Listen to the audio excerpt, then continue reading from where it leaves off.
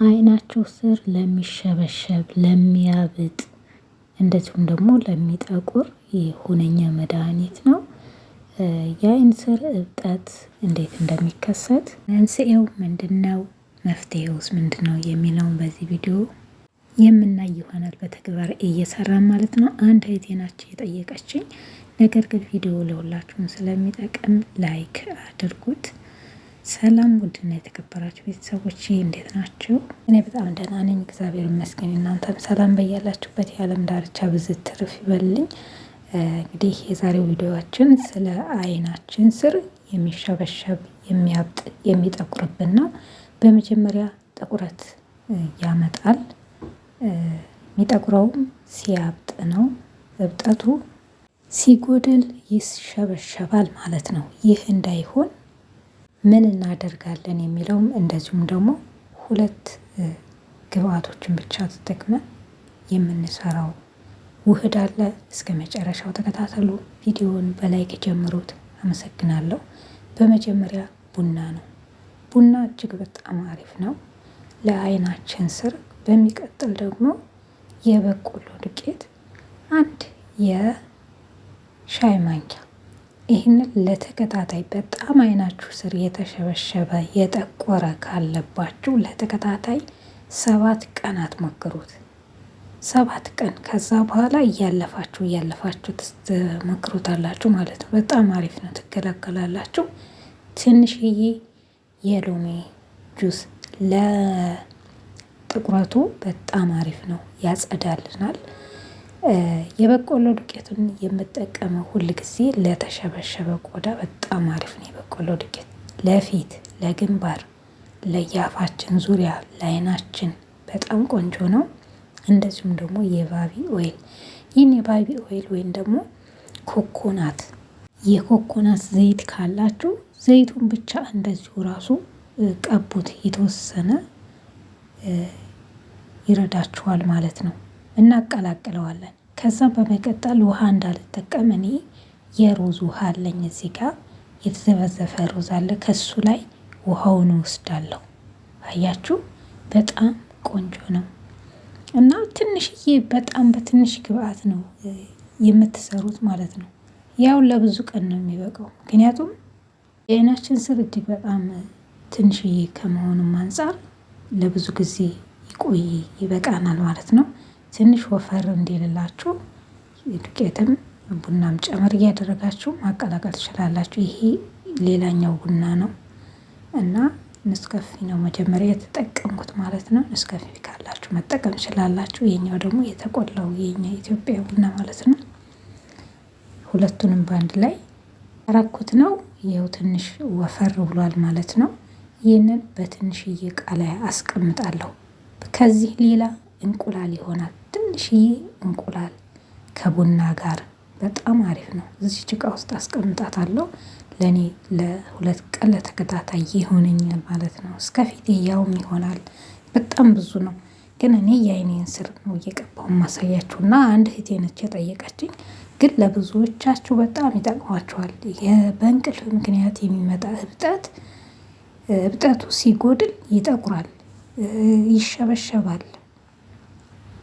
በእንቅልፍ ብቻ ደግሞ አይደለም፣ ስልክና ላፕቶፕ ላይ በጣም ጊዜ አተኩራችሁ የምታሳልፉ ከሆነ የአይን ስር ይሸበሸባል፣ ያብጣል እና ልክ እንደ እንቅልፍ እጥረት ነው የሚወስደው። አሁን በመጀመሪያ ይሄንን ያው ፊታችሁን መታጠብ አለባችሁ። ንጹህ ቆዳ ላይ ነው የምታደርጉት። እዚህ አካባቢ ነው የሚያብጥባችሁ። እኔ የተሸበሸበ የለብኝም፣ ግን ያበጠ ግን ትንሽ ትንሽ አያለሁ ሁሌ ማለት ነው። እና ያው ብዙ ጊዜ ስለምጠቀም ያን ያክል አይሸበሸብም እና እንዳይሸበሸብባችሁ እዚች ስር ያለችዋን ትቀባላችሁ። በጣም የተሸበሸበባችሁ እኔ እንደማደርገው አድርጉ።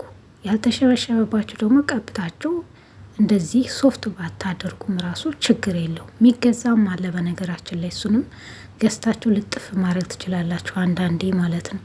እችን እንደዚህ ከሆነ ውጥር እንዲያደርግላችሁ ይህንን በሳምንት አንዴ ተጠቀሙ። ቀብታችሁ ከሆነ ግን በየቀኑ ለ7 ቀን ሞክሩት። በጣም መፍትሄ ነው። እንደዚሁም ደግሞ ኪያርም ሰርቻለሁ እዚሁ ቪዲዮ ላይ አስገብቼላችኋለሁ። የተለያዩ ግብአቶችን እየተጠቀማችሁ እንደነገርኳችሁ እንቁላል ይቻላል። ያው ጾም ባልሆነ ሰዓት መጠቀም ትችላላችሁ ማለት ነው። የማትጾሙ ችግር የለውም። በጣም በትንሹ ከቡና ጋር እንደዚህ ከቀባሁት በኋላ ሶፍቱን አደርግበታለሁ። ከዛም ይሄን የማደርገው ምንድነው ለተሸበሸበ ለጠቆረም ይሆናል። ጥቁረቱን ያነሳላችኋል። እዚህ ጋር የተጠቀምነው እንግዲህ በጣም ትንሽ ግብአት ነው። ያውን በቤታችን የምናገኘው ተፈጥሯዊ ነው። ቡናም እንደምታዩት ያው ፖፑላር የሆነ ነው። በዓለም አንደኛ ነው ለጥቁረት ለቆዳችን ጤና በጣም አሪፍ ነው፣ ይጠቅመናል። ይህንን የተወሰነ ደቂቃ እንተዋለን። ያው የአይናችን ዙሪያ ከላይም ስለሆነ የሚጠቁረው እኔ የላይኛውን ዝም ብዬ ቀባዋለሁ ማለት ነው። የታችኛው ተሸበሸበብኝ እንደው መላክ አለሽ ስላለችኝ አንድ እህቴ ለዛ ነው እንዲወጠር ሶፍት ያረኩበት። እመለሳለሁ። የምታዩት አንድ 20 ደቂቃ ከቆየውም በኋላ ተመልሼላችኋለሁ።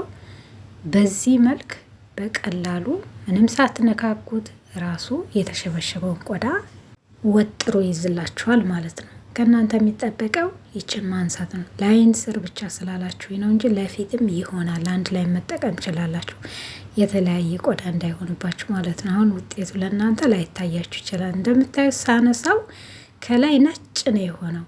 ያኛው ፊቴን የኋላ አደረግኩትም።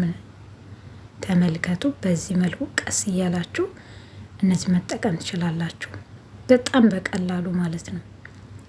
እና ጥቁረቱም ይጠፋል፣ የተሸበሸበውም ቀስ እያለ ይጠፋል። በመጀመሪያ ለ7 ቀናት በተከታታይ እየተቀባችሁ አንዳንድ ቀን ኩከምበር፣ አንዳንድ ቀን ደግሞ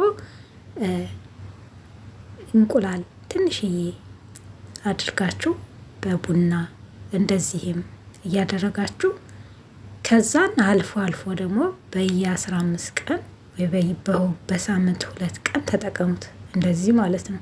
እና ይጠፋል፣ ይከሰታል በእንቅልፍ እንደዚሁም ደግሞ ምግብ ስንመገብ አላዴ የታሸጉ ምግቦች አሉ እንደ ቺፕስ ምናምን ጨው የበዛባቸው በእነሱ ምክንያትም ያው ቆዳችን እንዲያብጥና እንዲጠቁር እንዲሸበሸብ ያደርጋል ማለት ነው። ያው በሳይንሱ ነው እንግዲህ እንደዚህ የሚሆነው የሚነገሩት ማለት ነው። እና መፍትሄው ደግሞ ያው መንከባከብ ነው ያለብን። እኔ ታጥቤዋለሁ። ከታጠባን በኋላ በደንብ አድርገን እዚህ አይናችን ስር ውሃ አትተው።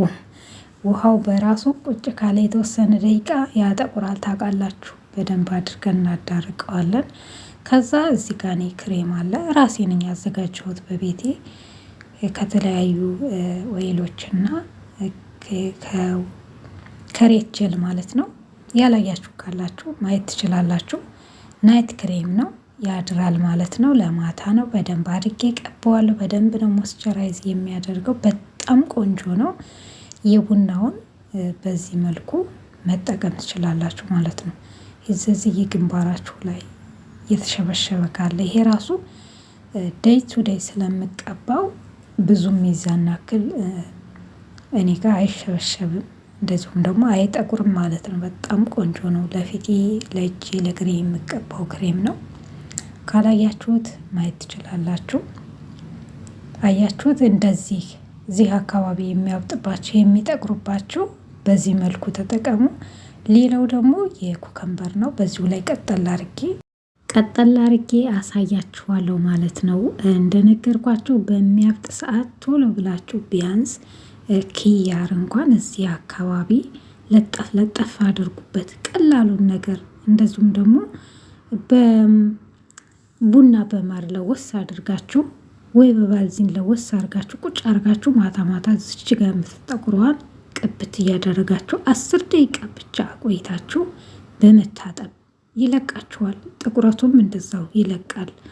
የሚለቅስ ነገር ነው እና በተከታታይ ስትቀቡት ለውጥ ያሳያችኋል። ለውጥ ካሳየ በኋላ ያው በየጊዜው ሀሳብ ሊኖር ይችላል። እንደዚሁም ደግሞ እንቅልፍ ላንተኛ እንችላለን።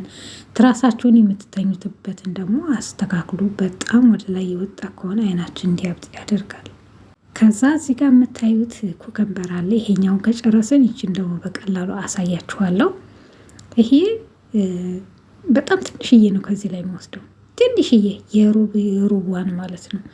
ይህ ምንድን ነው? አይናችን ስር ጥቁረት ሲኖርብን የተፈጥሮ ኢንዛይም ስላለው እኔ አይደለሁም እላችሁ ሳይንሱ ነውና በጣም አሪፍ ነው። ለአይን ስር፣ ለፊት፣ ለቆዳ መሸብሸብ በጣም ቆንጆ ነውና ትንሽዬ ይችን ወስዳለሁ። ይሄ ራሱ በጣም ብዙ ነው። ከዚች የተወሰነች እንደዚህ በስሱ በአራት ማዕዘን እንቆርጠዋለን። ከዛ ለመሃል ቁጥር እንቆርጠዋለን ማለት ነው። በጣም በቀላሉ ልክ አይናችሁ ሲያብጥ ማታ ሊሆን ይችላል፣ ጠዋት ላይ ሊሆን ይችላል። ስትነሱ ብጥ ብሎ ካያችሁት ቶሎ ብላችሁ ይህንን አድርጉ። በጣም ቀላል ነው። ይሄ ደግሞ ሲምፕል ነው።